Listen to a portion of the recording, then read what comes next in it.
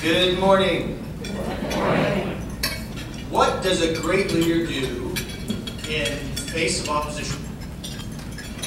So, personal story with Dr. Crow. We were at a conference in Dallas, and the food at the conference was not great. Not like this morning. This is excellent. And we decided we wanted to sample Dallas barbecue. So we got a taxi and we drove off with our smartphones looking for the best barbecue in Dallas. Anybody been to Dallas? What time do all the restaurants close? 8 o'clock. It was 7:55. We struck out repeatedly. And finally, I think it was about 8:15, we came up to Tom's Barbecue, no relation. And Tom's Barbecue was said, according to the smartphone, to be the best barbecue in all of Dallas. Well, the manager met us on the other side of a locked door and said there was no way we were getting in. And I got to watch one of the greatest scenes ever. Dr. Crow on one side of a locked door, convincing the manager on the other side of the locked door to let us come in and eat.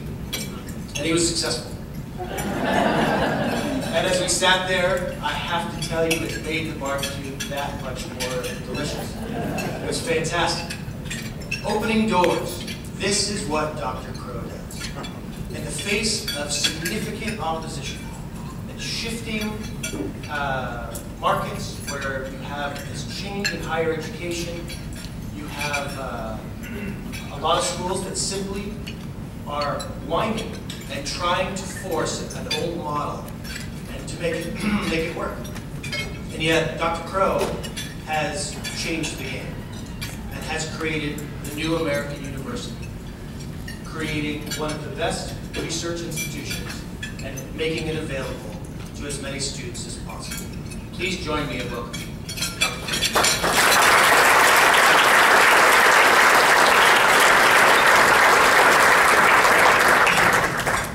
Tom, for that very nice introduction. What he didn't say was one of the tools I had was that I convinced him to cry. And we said that we had traveled thousands of miles to taste fantastic barbecue, and we'd been to many places and been turned away, and that my colleagues that were with me were actually in tears. So it was actually an entire staged theater of unbelievable magnitude. And the barbecue was actually quite good. That meeting, by the way, was a meeting on the future of public universities, where folks had gathered in Dallas from all over the country to talk about what public universities needed to do, how they needed to change, how they needed to adapt, how they might move forward, and so forth. And I think it was revealing in the sense that there were many that were just interested in the maintenance of the existing model. And there were a few, including ASU, including those of us from Arizona, that were not backing away from the importance of higher education, but were willing to say that the old model was broken, we needed a new model, we needed to move forward in new ways, and so we very much were able to do that. Let me also say that the members of the legislature that are here and the elected officials that are here from City Council and other locations have been, notice I'm mentioning those that are here, have been tremendously supportive of higher education and tremendously supportive of ASU. I'm very appreciative of that. Let me start with something that has been really on my mind the last few months and growing on my mind, which is people say to me, you know, what is the economic development challenge of Arizona? And it's really kind of strange. It really isn't what people think it is. The economic development challenge for Arizona, in my view, is our inability to express the creativity, adaptability, successful way of doing business, the free enterprise spirit, and the things that go on. It's our inability to project positive. We've decided, I don't know for what reason, and I don't think that there's a cabal meeting somewhere in some room somewhere saying, let's do everything we can to project as much negative energy as we possibly can about Arizona and see what happens. Certainly there's not people sitting in a room hoping that they can do that.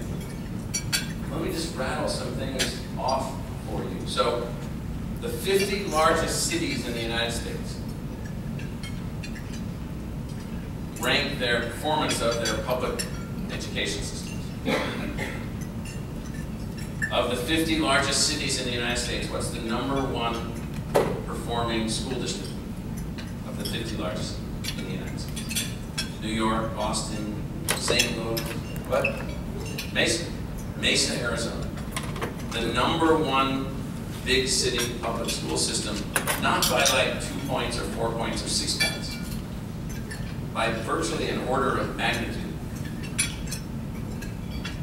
The #1 and 2 performing high schools in the United States are in Arizona. They're in Arizona. They're both charter schools, public schools, financed through charter financing, unbelievable performance of the students in those schools. Yes, we have problems in K through 12. We dwell on the problem, not realizing what the actual challenge is. We do have problems in Arizona. We have low educational attainment across a large fragment of our population. Of those states that have particularly diverse populations, like Arizona does, California, Arizona. If you look at California, for instance, don't think of California as a single state, but break it into its regions and then look at 7 to 10 million person increments in California. And if you look at other places like Texas in the same way. So if you take Florida, Texas, California, and Arizona, and you think about what are the big, high-booming, high-growing, high-growth places, and how are places doing in terms of educational attainment, Arizona's #1 among those places, by a long shot. Still a long way to go, but in those environments of boom and boom and boom, in those environments of high immigration influx, in those environments of high diversity, Arizona's doing remarkably well. If you look around the country at innovation in K through 12 education, things like the Move On When Ready project that the legislature approved a couple of years ago that's now being piloted in 7 school districts around the state, which is allowing students to graduate on a track, in a sense, not the old style track that they used to have when some of us were going to high school, but they're able to complete their high school equivalency requirements. What does it take to be considered a high school graduate? And then they're able to move out and go to community colleges in the 10th grade and go on to university prep courses or even university courses in the 11th grade, and they're willing to do this and able to do this. All these areas of innovation. It is the general consensus among those that actually pay attention to where is innovation in K through 12 occurring at the fastest rate. Arizona. One of the highest concentrations of educational technology companies in the world is in Phoenix, Tempe, Scottsdale, and Chandler. In the world. We hold a conference now the last 3 years. Some legislators have been to this and others have been to this, where we bring in technology companies involved in educational technologies. We bring in investors and venture capitalists. We bring in big companies from all around the world. Last year we had about 800 people at this meeting. 85 venture capital funds at this meeting, looking at ideas for technologies in educational technology, which will turn out to be, probably in the long run, the largest technology sector will end up being educational related technology. As we move to individualized learning, as we move to learning from tools and devices that are geared to you as the individual or the child, the individual child. The center right now, one of the epicenters for this kind of work going on in the planet, with major facilities from Cisco, companies like in the SkySong facility in Scottsdale. There's a company there that my wife Sybil and I met the single person trying to lead that company in Istanbul a few years ago at the request of a local investor who had invested in companies in Chandler, in Scottsdale, in Tempe, in Singapore, in the Philippines, in China, and in Turkey. He said he'd give us some money to build our relationship with Singapore. We said, great. What do you need for that? He said, I just need you to do one thing. I need you to go to Singapore one time. Or to Turkey one time. I said, I don't really want to go to Turkey. He says, well, you're going to go.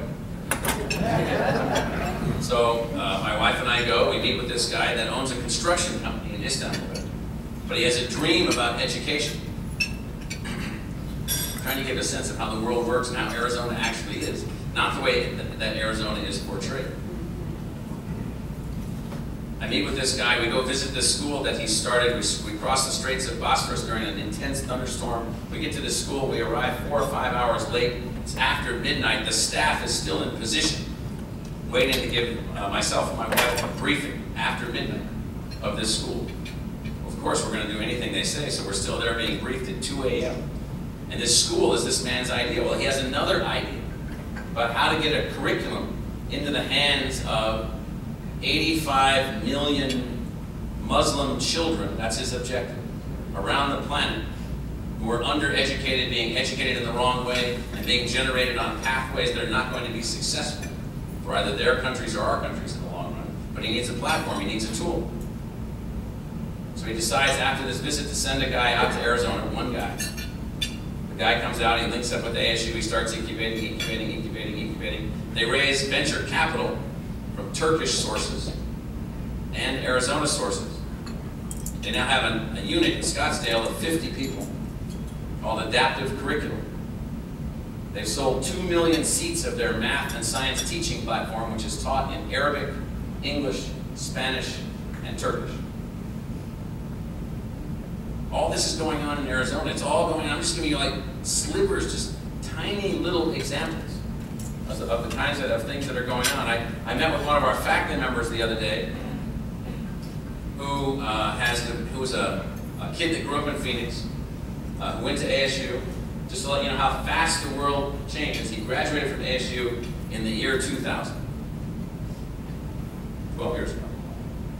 He went to MIT, got his PhD, came back in 2004, 2005, joined our faculty. Had an unbelievable invention of a nano metal, a nano-scale particular metal that he had built and designed. A new way of doing things that he thought could produce a new kind of battery. So now in North Scottsdale, there's a company called Fluidic Energy selling batteries by the thousands as we speak to Indonesia and India, all based on this technology from this kid that graduated from high school here in 2000. $55 million of venture capital in that company. I was looking just the other day at the venture capital investments that ASU Technologies have received. It's a report, we can get it to any of you. It's unbelievable. And I'm just giving you just slivers. Here in Chandler. Chandler is probably one of the most sophisticated communities for the evolution of edge-oriented businesses, as well as a high quality of life, as well as a fantastic school district, as well as a fantastic place to live that exists in the entire country. There are very few places, very few communities with the assets that Chandler has been able to amass, and then the communities around Chandler and the way that the East Valley has been able to put these assets together. It is unbelievable. But you would think that none of this is true. You would think that none of this is true. Students from Arizona State University last year, the last 2 years in fact, competed among 360,000 teams. Let me say that again. 360,000 teams on a global basis to win the award for the best idea coming from college students anywhere on the planet from the Microsoft Corporation. And ASU students have won that the last 2 years in a row.